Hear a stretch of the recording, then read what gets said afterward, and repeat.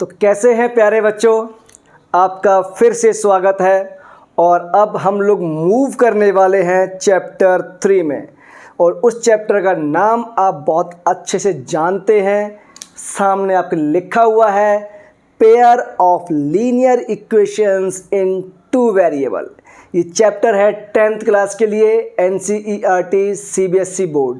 Clear? इसमें आज मैं आपको बताऊंगा introductions, lines of conditions, standard line किस टाइप से फॉर्म होती हैं और कैसे कैसे करके एग्जामिनर आपको बेवकूफ़ बनाने की कोशिश करेगा, पर हमें उसमें ट्रैप नहीं होना है। और सारे क्वेश्चंस, सारे कॉन्सेप्ट्स हम लोग बहुत प्यार से पढ़ेंगे, अच्छे तरीके से पढ़ेंगे विद EBS सर। राइट? आपका काम क्या है? लाइक शेयर सब्सक्राइब ध्यान से करेंगे। ये बात नहीं भूलेंगे कि भरत सर को सपोर्ट करना है और आगे बढ़ाना है। आओ बच्चों स्टार्ट करते हैं। तो जैसा कि आपको दिखाई दे रहा है pair of linear equations in two variable, ये है चैप्टर 3 और आज का लेक्चर नंबर है 1। इस लेक्चर में जो फर्स्ट हेडिंग है वो है स्टैंडर्ड इक्वेशंस। किसमें? Two variable pair of linear equation. Right? बच्चा पार्टी ध्यान से देखना प्लीज़। ये जो लाइन L1 है, a1x plus b1y plus c1 equal to 0 and a2x plus b2y plus c2 equal to 0 होगी। इनमें A1, B1 एंड C1 ये तीनों ही क्या हैं? ये तीनों ही हमारे पास डिफरेंट कांस्टेंट हैं ऑफ डिफरेंट वेरिएबल्स। राइट? या हम इसको बोल सकते हैं बच्चों, कोफिशिएंट ऑफ x क्या हुआ? A1, कोफिशिएंट ऑफ y क्या हुआ? B1, और C1 C2 क्या है? Both are the constant term. Right? Same equation को बच्चों हम ऐसे भी लिख सकते हैं। कैसे? ये इस फॉर्म में होगी या फिर ये इस फॉर्म में हो सकती है। वो क्या? a1x plus b1y equal to c1 and a2x plus b2y equal to c2। ये इस फॉर्म में भी हो सकती है। तो दोनों ही फॉर्मेट आपको याद रखनी है प्यारे बच्चों। आगे बढ़ते हैं। Conditions of lines. अब इन कंडीशंस के थ्रू हम पता करेंगे कि लाइन हमारे पास इंटरसेक्टिंग होगी, कोइंसिडेंट होगी या फिर पैरेलल लाइंस होगी। तो 3 टाइप की लाइंस या 3 टाइप के केसेस की स्टडी हमें करनी है। इनमें पहली लाइन जो होगी वो होगी इंटरसेक्टिंग, दूसरी होगी कोइंसिडेंस लाइंस और थर्ड वन पैरेलल लाइन। और तीनों में मैं डिफरेंस आपको बताऊंगा बच्चों कि क्या क्या डिफरेंस होता है और हम इन्हें कैसे रीड आउट करते हैं without hesitations, without face any problem. देखो बच्चों, कंडीशंस ऑफ लाइन में मेरे पास केस 1 क्या है? केस 1 है बच्चों, मेरे पास लाइन क्या हुई हमें नहीं पता। अभी हम लोग क्या करने वाले हैं, कुछ रेशियोज फाइंड करेंगे। अगर मेरे पास क्या हुआ बच्चों, a1 upon a2 not equal to हो जाए b1 अपॉन b2, मतलब कोफिशिएंट ऑफ x जो भी है उनका ratio and coefficient of y जो भी है उनका रेशियो क्या हो जाए? नॉट इक्वल हो जाए। तो इस केस में बच्चों हमें क्या मिलेगा? ये जो मिलेंगी बच्चों, ये मिलेगी हमें इंटरसेक्टिंग लाइंस। क्या मिलेंगी? Intersecting lines. ठीक है क्या? Intersecting lines. अब इंटरसेक्टिंग लाइंस मिलेंगी बच्चों, तो ये बताओ दो लाइन कितने पॉइंट पर इंटरसेक्ट कर सकती हैं? सर दो लाइन ऑलवेज ना ओनली 1 पॉइंट या 2 पॉइंट? सर ओनली 1 पॉइंट पर इंटरसेक्ट करेंगे, ये बात मत भूलना। कैसे? देखो ध्यान से, मैंने क्या किया, एक लाइन ये ड्रॉ की और मैंने सेकंड लाइन मैंने कहा सपोज दैट ये लाइन मेरे पास L1 है। एक लाइन मैंने ये ड्रॉ कर दी और मैंने कहा ये लाइन मेरे पास L2 है। तो बताओ बच्चों ये दोनों लाइन एक किसी पॉइंट P पर इंटरसेक्ट कर रही हैं। सपोज दैट ये पॉइंट है XY। राइट? इस पॉइंट पर इंटरसेक्ट करेंगे। मीन्स 2 लाइन्स अगर इंटरसेक्ट करेंगी तो वो ओनली 1 पॉइंट होगा, जैसा कि आपके सामने दिखाई दे रहा है। राइट? अब ये बताओ इन लाइंस को देखकर हमारे पास कितने नंबर ऑफ सॉल्यूशंस होंगे? सर मुझे तो एक ही सॉल्यूशन दिख रहा है, तो यहाँ मैं लिख सकता हूँ क्या वन सॉल्यूशन, या मैं इसको क्या बोलूँगा बच्चों, या मैं इसको बोलूँगा यूनिक सॉल्यूशन। क्या बोलेंगे हम लोग इसको? Unique solution. ठीक है क्या? नेक्स्ट पॉइंट क्या हो सकता है? ये लाइन मेरे पास कोइंसिडेंट सॉल्यूशन देगी या और कुछ देगी? बताओ। अच्छा, इनकंसिस्टेंट सॉल्यूशन होंगे या फिर मेरे पास कंसिस्टेंट सॉल्यूशन होंगे? सर ये बताइए, कंसिस्टेंट एंड इनकंसिस्टेंट ये कौन सी बला का नाम है? बच्चों जब दो लाइन को ना हम सॉल्व करते हैं, और अगर उनमें से एक भी सॉल्यूशन अपने को मिलता है तो वहाँ पर होगी हमारे पास कंसिस्टेंट लाइंस। क्या होगी? Consistent line. तो यहाँ पे हमें वन सॉल्यूशन मिलता है, यूनिक सॉल्यूशन मिलता है, मतलब यहाँ से हमें मिलेगा कंसिस्टेंट सॉल्यूशन। क्लियर? उसके बाद अब बात आती है dependent solution and independent solution. ये क्या होते हैं सर? बेटा डिपेंडेंट सॉल्यूशन वो होते हैं जहाँ पर हर सॉल्यूशन एक दूसरे पर डिपेंड करेगा, मतलब वहाँ से हमें इनफाइनाइट सॉल्यूशन अगर मिले तो सेकंड पर डिपेंड करेगा ही करेगा। तो क्या इस पॉइंट के अलावा क्या दूसरा पॉइंट इसमें डिपेंड करता है? सर यहाँ पे एक ही पॉइंट है जो दोनों लाइन के ऊपर डिपेंड करेगा, अदर पॉइंट से कोई मतलब किसी का है ही नहीं। तो यहाँ पर मिलेंगे हमें इंडिपेंडेंट सॉल्यूशंस। क्या मिलेंगे? Independent solutions. क्लियर है क्या बॉस? अगर बात समझ में आई तो एक एग्जाम्पल करते हैं हम लोग, और मैं एग्जाम्पल लूँगा आपके सामने NCERT का, और ये एग्जाम्पल बहुत छोटा सा है बच्चों, जस्ट वेट। वो एग्जाम्पल कहाँ गया भैया? बाहर निकलो please.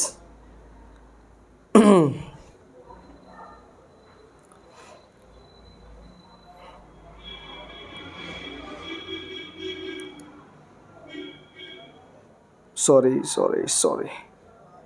Pair of linear equation ना, तो पेयर ऑफ लीनियर इक्वेशन में ये एग्जाम्पल हम आपकी बुक से ही लेंगे, कहीं बाहर नहीं जाएंगे, राइट। पहला एग्जाम्पल है हमारे पास बच्चों, ये बताओ कि यहाँ पर अपने पास कितने सॉल्यूशन होंगे, किस टाइप के होंगे, राइट। क्वेश्चन ये है हमारे पास example, x minus 2y equal to 0 and second line है बच्चों हमारे पास 3x plus 4y minus 20 equal to 0। अब ये दो लाइन आपके सामने गिवन है, राइट। तो इन दोनों लाइन से आप मुझे बताओ कि ये लाइन इंटरसेक्टिंग होंगी या नहीं होंगी, या अगर इंटरसेक्टिंग है तो क्यों नहीं है, और है तो क्यों है, राइट। चलो सर हमें एक ही कंडीशन पता है, और वो क्या है कि अगर मेरे पास coefficient of x and coefficient of y इनके रेशियो नॉट इक्वल होते हैं, means lines are intersecting, unique solution मिलेगा, कंसिस्टेंट सॉल्यूशंस होंगे, राइट। चलो सॉल्यूशन करते हैं इसका। अगर मैं सॉल्यूशन करूंगा बच्चों तो ये बताओ a1 upon a2, coefficient of x 1 है और कोफिशिएंट ऑफ x यहाँ पे 3 है, राइट। अब बच्चा पार्टी b1 अपॉन b2, देखो यहाँ बोलो कोफिशिएंट ऑफ b कितना है -2 और कोफिशिएंट ऑफ b यहाँ कितना है 4, ये आ गया मेरे पास -1/2। अब इन दोनों के रिजल्ट से आप बताओ a1 अपॉन a2 क्या होंगे, इक्वल b1 अपॉन b2 के। सर ये तो नॉट इक्वल टू होंगे, क्यों? क्योंकि a1 अपॉन a2 आया 1/3 और b1 अपॉन b2 कितना है -1/2, तो नॉट इक्वल टू।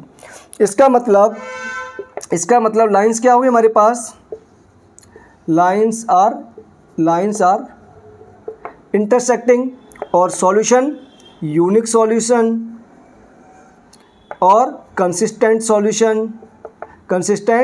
सॉल्यूशन। तीनों कंडीशन फुलफिल हो गई क्या भैया? हाँ सर फुलफिल हो गई। चलो अब मूव करते हैं हम लोग केस 2 की तरफ, और वो केस 2 क्या होगा, ध्यान से देखना बच्चों, बहुत इजी तरीके से मैं आपको समझाने की कोशिश कर रहा हूँ, राइट। केस 2, एक सेकंड रुकना प्लीज़, इसको मैं पूरा ही ब्लॉक कर देता हूँ, और ये मैंने ब्लॉक कर दिया यहाँ तक। हम लोग स्टडी कर रहे हैं केस 2 की, और केस 2 मेरे पास क्या होगा, आप ध्यान से देखिए बच्चों। इस बार मैं रेशियो ले रहा हूँ x के, रेशियो लूँगा y के, एंड रेशियो लूँगा ऑल्सो कांस्टेंट टर्म के। तो रेशियो ऑफ एक्स वो क्या है, वो है मेरे पास A1/A2 इक्वल टू क्या होगा बच्चों, B1/B2 equal to C1/C2। Clear है क्या? ये रेशियो मेरे पास है। अगर ये तीनों रेशियो आपस में इक्वल होते हैं, क्या अगर ये तीनों रेशियो आपस में इक्वल होते हैं तो बच्चों पहला पॉइंट ये ध्यान रखना, लाइंस क्या होंगी, ये मेरे पास कोइंसिडेंट लाइन होगी। क्या होगी? कोइंसिडेंस लाइंस होगी। कौन सी लाइंस? Coincidence lines. अब सर कोइंसिडेंस लाइंस किस बला का नाम है? बच्चों whenever two lines move to each other and overlaps to each other, अगर दोनों लाइन एक दूसरे के ऊपर से पास आउट हो रही हैं और एक दूसरे को ओवरलैप कर रही हैं तो इस टाइप की लाइन को हम लोग क्या बोलते हैं? इस टाइप की लाइन को हम क्या बोलते हैं सर? Coincidence lines. सर एक फिगर बना के दिखाओ उसका, ठीक है? देखो बच्चों, मैंने कहा अगर मेरे पास ये लाइन्स हैं, एक लाइन ये जा रही है, मैंने सपोज दैट कहा ये L1 है, तो सेकंड लाइन बच्चों इसके ऊपर से मूव करेगी, ये वाली L2 मीन्स L1 लाइन और उसके ऊपर से L2 लाइन। ये दोनों लाइन देखो ध्यान से, इन दोनों के सॉल्यूशन इन्फानाइट होंगे और यहाँ पे हमें इन्फानाइट सॉल्यूशन के साथ साथ एक चीज़ और पता लगी कि इनके सॉल्यूशन क्या करेंगे, एक दूसरे पे डिपेंड करेंगे, तो डिपेंडेंट सॉल्यूशन भी आ गए, राइट? तो नेक्स्ट पॉइंट इसमें क्या होगा बच्चों, यहाँ पे मेरे पास इन्फानाइट सॉल्यूशंस होंगे। इन्फानाइट सॉल्यूशन को बच्चों हम लोग क्या बोलते हैं पता है आपको? और इसको बोलते हैं मैनी वन सॉल्यूशंस। क्या बोलते हैं? Many one solution. एक चीज़ और बोलते हैं, और वो क्या? Infinite many solutions. ठीक है, ये डिफरेंट नेमिंग से क्वेश्चन में आस्किंग होता है, तो आप कंफ्यूज्ड मत होना, क्योंकि भरत सर आपके इस वक्त मेंटर हैं और जो मेंटर होता है वो कभी गलत डायरेक्शन आपको नहीं देगा। इसलिए ध्यान से पढ़ना, एक एक चीज़ सोच समझ के पढ़ना। गारंटी है इस बात की बच्चों, कहीं भी ट्रैप होने नहीं दूंगा, चाहे जो हो जाए। ठीक, नेक्स्ट, क्या मेरे पास कोइंसिडेंट सॉल्यूशन होंगे? Yes sir. अभी थोड़ी देर पहले ही आपने कहा था अगर मुझे एक भी सॉल्यूशन गिवन लाइन से मिलता है तो हमारे पास सॉल्यूशन होंगे कोइंसिडेंट। ठीक है बच्चों, क्या होंगे? Consistent solutions. तो ध्यान से देखो बच्चों, कंसिस्टेंट सॉल्यूशन मिल गए क्या? Consistent solutions. ठीक है, अब ये बताओ यहाँ से मुझे डिपेंडेंट मिलेगा सॉल्यूशन या independent? Sir each and every point एक दूसरे पर डिपेंड करेगा, हर सॉल्यूशन दूसरे पर डिपेंड करेगा। ठीक है, इसका मतलब यहाँ से हमें मिलेंगे डिपेंडेंट सॉल्यूशंस। क्या मिलेंगे? Dependent solution, right? चलो एक एग्जांपल और देखते हैं। NCERT है बच्चों हमारे पास अगेन, और इसमें एग्जांपल इस बार है आपका 2x + 3y - 9। एक एग्जाम्पल हमने लिया है और वो कैसा है बच्चों? देखो एग्जाम्पल नंबर 2, ये 1 था। ठीक है, एग्जाम्पल नंबर 2 है 2x + 3y - 9 = 0 and second line है बच्चों हमारे पास 4x + 6y -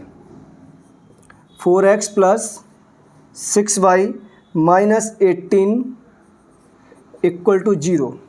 ठीक है, आपको इस पर कमेंट करना है ये लाइंस हमारे पास कोइंसिडेंस होंगी या नहीं होंगी, कंसिस्टेंट सॉल्यूशन होंगे या नहीं होंगे, इन्फानाइट मैनी वन सॉल्यूशन होंगे या नहीं होंगे। वो कैसे पता लगेगा? सर कंडीशंस लगाओ फटाफट। जैसे कंडीशन लगाओगे यानी कि आप सॉल्यूशन करोगे तो आपको दिखने लगेगा अपने आप। चलो बताओ, A1/A2 कितना है बच्चों? A1/A2 2/4 means 1/2। बताओ B1/B2 कितना है बच्चों? ये है 3/6 मीन्स 1/2। ठीक है, बताओ C1/C2 कितना है? -9/-18 मीन्स 1/2। आप ध्यान से ऑब्जर्व करो, A1/A2 फाइनली कितना आया? 1/2। B1/B2 कितना आया? 1/2। C1/C2 कितना आया? 1/2 मीन्स तीनों के रेशियो मेरे पास क्या आ गए? फाइनली इक्वल आ गए। और जब तीनों ही रेशियो एक दूसरे के इक्वल आ जाते हैं तो मेरे पास सॉल्यूशन क्या होंगे बच्चों? इन्फानाइट मैनी वन सॉल्यूशंस, या फिर मैनी सॉल्यूशंस, या फिर इन्फानाइट सॉल्यूशन। लाइंस कौन सी होंगी? कंसिस्टेंट लाइन होगी और कोइंसिडेंट लाइन होगी। क्लियर है क्या बच्चों? ये ध्यान रखना, फटाफट आप जल्दी से इसको नोट करो और कोई प्रॉब्लम आती है तो प्लीज़ डिस्कस करो मुझसे। अब केस 3 की तरफ हम लोग मूव करने वाले हैं और इस केस 3 में क्या है बच्चों, ध्यान रखना। 2 केस तो आपको होप सो समझ में आ गए, intersecting lines and coincidence lines. Third case जो है हमारे पास, देखते हैं कैसा है। थर्ड केस में बच्चा क्या होगा, इस बार मेरे पास क्या होगा, देखो ध्यान से प्लीज़। A1 अपॉन A2 ये तो इक्वल होंगे B1 अपॉन B2 के, बट क्या होगा, ये C1 और C2 के इक्वल नहीं होगा। और जब ये इसके इक्वल नहीं होगा तो हमें यहाँ से क्या मिलने वाला है, हमें यहाँ से मिलेगा बच्चों पैरेलल लाइंस। क्या मिलेगी? Parallel lines. अब सर ये पैरेलल लाइंस किस बला का नाम है? बेटा कुछ नहीं है, बहुत ईजी है। देखो ध्यान से, एक लाइन अगर इस वे में मूव कर रही है और सेकंड लाइन ऐसे मूव कर रही है, राइट? तो अगर इनके बीच का गैप, सपोज दैट मैंने कहा D है और ये D हमेशा इन दोनों लाइन के लिए क्या हो जाए, कांस्टेंट गैप बन जाए। इन दोनों लाइन के बीच का गैप ऑलवेज अगर सेम रहता है तो हमारे पास लाइंस कौन सी आती है, पैरेलल लाइंस आती हैं। अब मेरा एक सवाल आपसे, और वो सवाल ये है कि आप ये बताओ, जब लाइंस पैरेलल होंगी, जब लाइंस पैरेलल होंगी तो क्या ये एक दूसरे को कभी मीट करेंगी? शायद नहीं करेंगी। सोचो, कभी नहीं कर सकती मीट। बच्चों अगर लाइंस एक दूसरे को कभी मीट नहीं कर सकती तो ये बताओ यहाँ से नंबर ऑफ सॉल्यूशंस कितने फाइंड होंगे? No solutions. Very good. तो पैरेलल लाइन में हमारे पास जो फर्स्ट पॉइंट आएगा वो क्या आएगा बच्चों, यहाँ से मिलेगा हमें नो सॉल्यूशंस। क्या मिलेगा? No solution, right. Second point, no solution हो गया बच्चों। लाइन ये मेरे पास कंसिस्टेंट होंगी या इनकंसिस्टेंट होगी? सर याद दिलाओ, कंसिस्टेंट एंड इनकंसिस्टेंट में डिफरेंस क्या होता है? बच्चों कंसिस्टेंट मीन्स मिनिमम 1 सॉल्यूशन हमारे पास होना चाहिए, मिनिमम 1 सॉल्यूशन होना चाहिए। अब क्या मेरे पास पैरेलल लाइन में एक सिंगल सॉल्यूशन मिलेगा? सर कभी नहीं मिलेगा। और जब कभी नहीं मिलेगा तो लाइंस क्या हो गई? Inconsistent boss. और अगर लाइन इनकंसिस्टेंट हो गई तो सेकंड पॉइंट हमें मिल गया, lines are inconsistent, inconsistent solutions. Is that clear? ये पॉइंट भी क्लियर हुआ। और कुछ बचता है क्या? अच्छा, डिपेंडेंट या इंडिपेंडेंट? डिपेंडेंट के लिए क्या होता है, ईच सॉल्यूशन एक दूसरे पे डिपेंड करेगा। क्या यहाँ कोई सॉल्यूशन मिल रहा है? जब सॉल्यूशन ही नहीं मिल रहा भैया तो डिपेंड कहाँ से करेगा? केस ख़त्म, यानी कि इंडिपेंडेंट सॉल्यूशंस। क्लियर? नेक्स्ट, अगर मैं इसी में थोड़ा आगे मूव करूँ बच्चों तो क्या हो सकता है? देखो ध्यान से, मैं एक एग्जाम्पल के थ्रू आपको समझाता हूँ। और ये एग्जाम्पल इस बार हमारे पास बहुत प्यारा सा है। एक एग्जाम्पल है छोटा सा, ये एग्जाम्पल नंबर 3 हो गया, सॉरी 2 तो ऑलरेडी हो चुका है ना, तो ये एग्जाम्पल 3 हो गया। और ये है x plus 2y minus 4 equal to 0 and 2x plus 4y minus 12 equal to 0। इन लाइन में आपको कमेंट करना है कि लाइन मेरे पास किस टाइप की होगी। आप वीडियो पॉज करो फटाफट और मुझे बताओ कि लाइन किस टाइप की हो सकती है। अगर जिसका आंसर आता है फटाफट कमेंट बॉक्स में लीव करो विदाउट सीइंग द आंसर, ठीक है। कंडीशन क्या है? सर वही करना है। वही क्या? रेशियोस देखने हैं आपको बच्चों। पहले रेशियोस पे कमेंट करेंगे, बाद में लिखो पहले सॉल्यूशन। ये बताओ A1 upon A2 coefficient of x 1 upon 2, right. B1 upon B2 coefficient of y 2 upon 4 means ये हो गया 1 अपॉन 2, राइट बच्चों। कोफिशिएंट ऑफ कांस्टेंट टर्म्स या कांस्टेंट टर्म -4 अपॉन -12 ये हो गया 1 अपॉन 3। सॉल्व करना उम्मीद है आपको आता ही होगा। माइनस से माइनस ख़त्म, 4 बन जा 1, 4 3 जा 12। क्लियर बच्चों? ध्यान से अगर आप ऑब्जर्व करोगे इन रिजल्ट से तो इनके रेशियो क्या आ गए? A1 upon A2 equal to B1/B2 तो है, लेकिन ये C1 और C2 क्या है बच्चों, इक्वल नहीं है, राइट। अगर ये रेशियो इक्वल नहीं आ रहा थर्ड वन रेशियो इक्वल नहीं है इन दोनों के, इसका मतलब हमारे पास क्या हो गया, parallel lines, no solutions and inconsistent solutions. Right now इस लेक्चर को मैं यही करता हूँ फिनिश। ये लेक्चर 1 है जिसमें मैंने आपको समझाया कि standard pair of linear equations क्या होती हैं और क्या नहीं होती हैं, राइट। इसके बाद बच्चों ध्यान रखना, अगर मेरे पास 2 वेरिएबल की इक्वेशन है तो यहाँ से मेरे पास इनफाइनाइट सॉल्यूशंस होंगे। मैं किसकी बात कर रहा हूँ, अगर मैंने ये इक्वेशन हाइड कर दी, मैं सिर्फ इसकी बात कर रहा हूँ। मैंने कहा अगर सिंगल लाइन इक्वेशन आती है मेरे पास जिसमें 2 वेरिएबल्स हैं और किसी ने कहा बताओ यहाँ से सॉल्यूशंस कितने पॉसिबल हैं, तो बेटा 2 वेरिएबल के अंदर इनफाइनाइट सॉल्यूशंस मिलेंगे हमें फ्रॉम अ सिंगल इक्वेशन। और अगर मेरे पास लीनियर इक्वेशन है जो 1 वेरिएबल में है, means ax plus b equal to 0, ax plus b equal to 0, यहाँ पे कितने सॉल्यूशन मिलेंगे, यहाँ सिंगल सॉल्यूशन मिलता है बस।